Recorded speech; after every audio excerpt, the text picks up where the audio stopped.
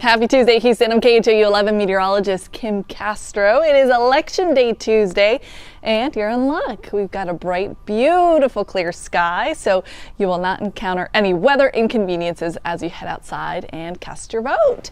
Then we start to track a little bit of a warm-up. Those temperatures are going to be climbing through the rest of the week, but that's it. We get a reset button on Sunday with a front that is going to drop our temperatures back down into more of a fall feel as we start the upcoming work week. 74 degrees right now out the door. It is the exact same feel as yesterday. No temperature change just yet.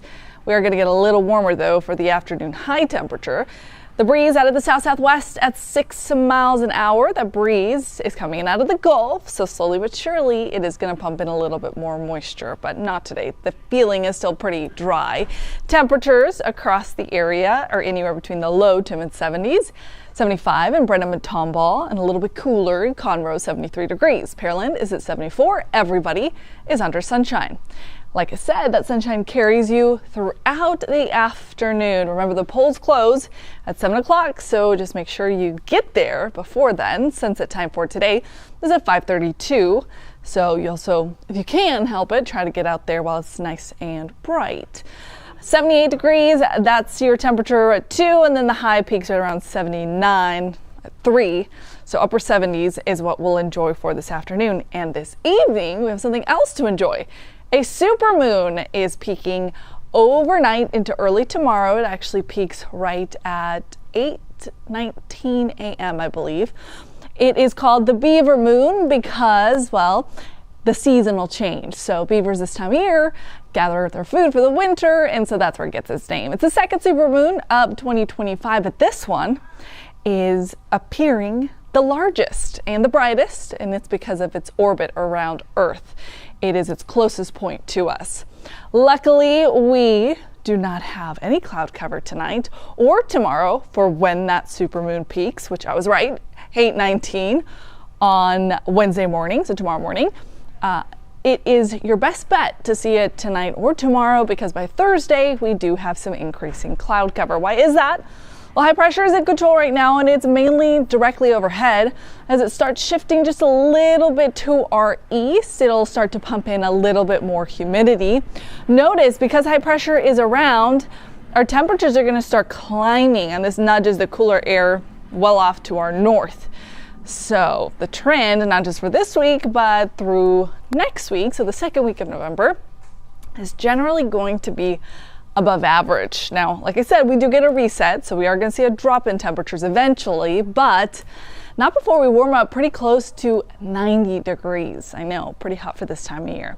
Desert Southwest, that's where the biggest bullseye is in the Four Corners. That's where high pressure is going to be traveling, so they get the worst of the heat.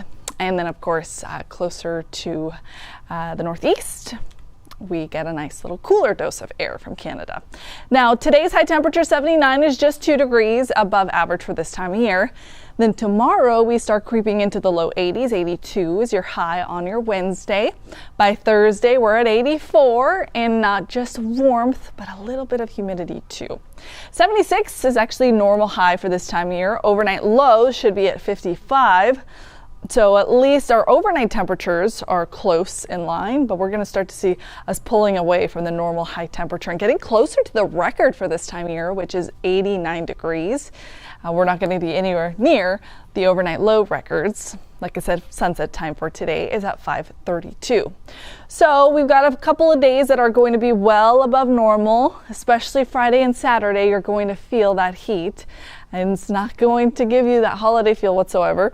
You might be breaking a sweat. By Sunday, though, we're right back down to average temperatures, and then even below that for Monday and Tuesday, anywhere between the mid-60s to the low 70s. That's going to be nice and comfortable. We'll also see the return of some dry air by that point as well. Fairly dry for this afternoon into tomorrow. These numbers here are called the dew point. They measure moisture in the air. 50s is nice and dry. Low 60s is still pretty comfortable. Once we start getting into the upper 60s territory, which we will on our Thursday and into our Friday, that's when it gets a little bit more noticeable that the air is thicker.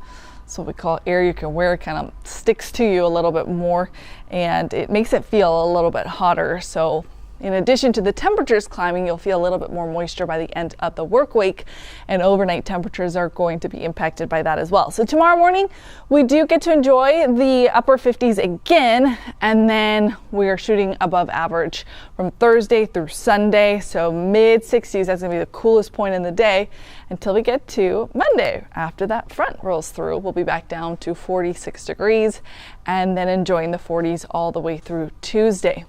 Hey, if you got up early this morning, it was really chilly in a lot of spots, especially our more rural zones like along 59, 69, Livingston, Cleveland got down to 39 degrees.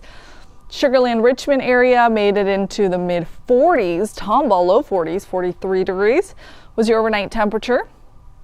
Look at Angleton. That was a warm spot with lots of humidity close to the coastline. So mid 70s, that might be a little glitch there. You'll notice 50 at Bush, 60 for downtown.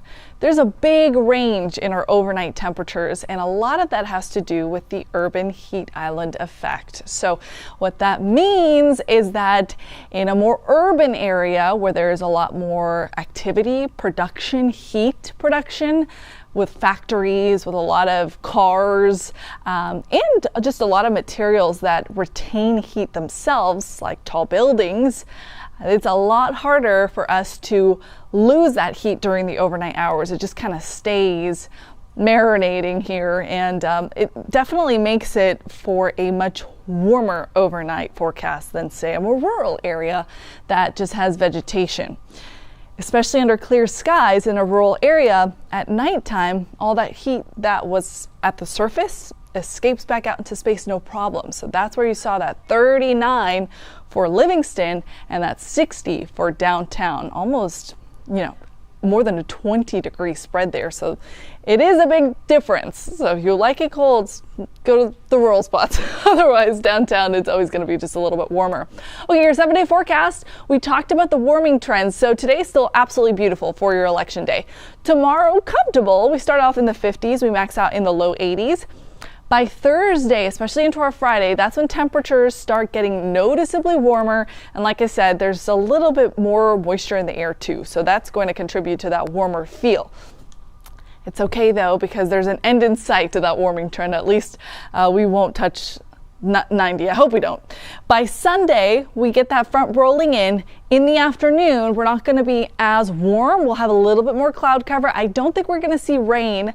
The models really scaled back on that. They were showing some showers along the coastline the last few days, and now they've pushed them pretty far offshore. So I don't think you're going to need your umbrella. I don't think outdoor plans are going to be inhibited, but you are going to see a nice shift. I shouldn't say but, it should be a celebration. By Monday, lows are going to be in the 40s, and then highs are going to be in the 60s. So a little bit of an up and down forecast for now, though. It's all about going up. Heat through the rest of the work week into your Saturday. All right, our next newscast is with meteorologist Pat Kaplan. He is going to walk you through all the changes that are ahead and give you an update on that nice fall front that is incoming, tell you how long it's going to last. Then our chief meteorologist David Paul is here at 5, 6, and 10 p.m. So we'll see you on the TV side.